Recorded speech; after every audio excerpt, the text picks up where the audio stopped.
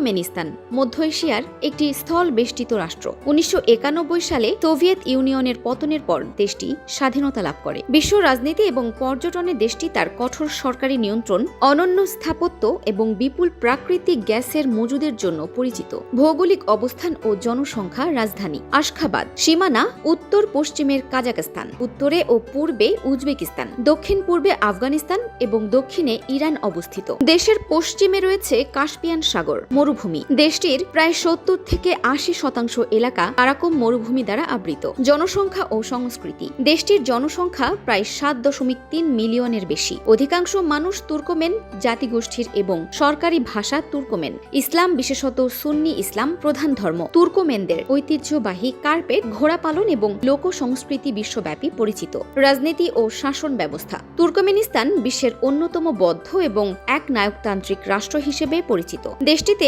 কঠোর সেন্সরশিপ চালু রয়েছে এবং কোনো স্বাধীন গণমাধ্যম নেই। সাবেক প্রেসিডেন্ট সাপার মুরাত নিয়াজভ তুর্কমেনবাসী এবং পরবর্তীকালে গুরবান গুলি বেরদি মোহামেডভের পর বর্তমানে তার পুত্র সর্দার বেরদি মোহামেডভের দেশটির নিয়ন্ত্রণে রয়েছে। সরকারের কর্তৃত্ববাদী নীতির কারণে একে প্রায়শই মধ্য এশিয়ার উত্তর কোরিয়া বলে অভিহিত করা হয়। অর্থনীতি ও প্রাকৃতিক সম্পদ, তুর্কমেনিস্তানের অর্থনীতির প্রধান চালিকা শক্তি হল তার খনিজ সম্পদ। তুর্কমেনিস্তানের অর্থনীতির প্রধান ভিত্তি প্রাকৃতিক গ্যাস। দেশটি বিশ্বের বৃহত্তম প্রাকৃতিক গ্যাস মজুদের অন্যতম অধিকারী এবং গ্যাস রপ্তানি থেকে বিপুল বৈদেশিক মুদ্রা অর্জন করে। প্রাকৃতিক গ্যাসের মজুদের দিক থেকে তুর্কমেনিস্তান বিশ্বের 4র্থ স্থানে রয়েছে। এছাড়া তেল, তুলা, রাসায়নিক শিল্প এবং কৃষি ও অর্থনীতিতে গুরুত্বপূর্ণ ভূমিকা রাখে। তবে অর্থনীতি এখনও অনেকাংশে রাষ্ট্র নিয়ন্ত্রিত এবং গ্যাস খাতের উপর অতিমাত্রায় নির্ভরশীল। আশখাবাদ, মার্বেল পাথরের শহর, তুর্কমেনিস্তানের রাজধানী আশখাবাদ। এই শহরের প্রায় প্রতিটি সরকারি ও বড় ভবন সাদা মার্বেল পাথর দিয়ে তৈরি। শহরটি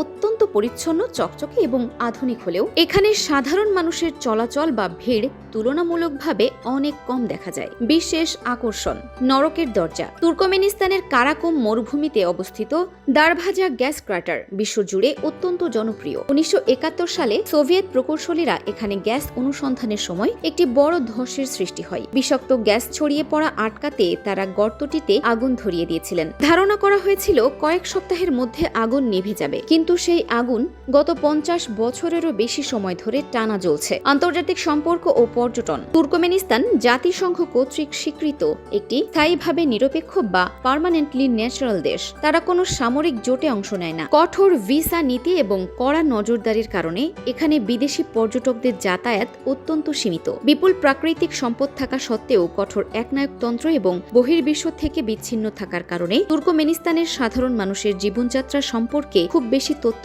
বাইরে আসে না। তবে ভূ রাজনৈতিক অবস্থান এবং জ্বালানি শক্তির কারণে মধ্য এশিয়ায় দেশটিকে কোনোভাবেই উপেক্ষা করা যায় না। প্রাকৃতিক গ্যাসের বিপুল ভাণ্ডার, বিশাল মরুভূমি, অনন্য সংস্কৃতি এবং রহস্যময় রাজনৈতিক ব্যবস্থার কারণে তুর্কমেনিস্তান মধ্য এশিয়ার সবচেয়ে ব্যতিক্রমী দেশগুলোর একটি হিসেবে পরিচিত।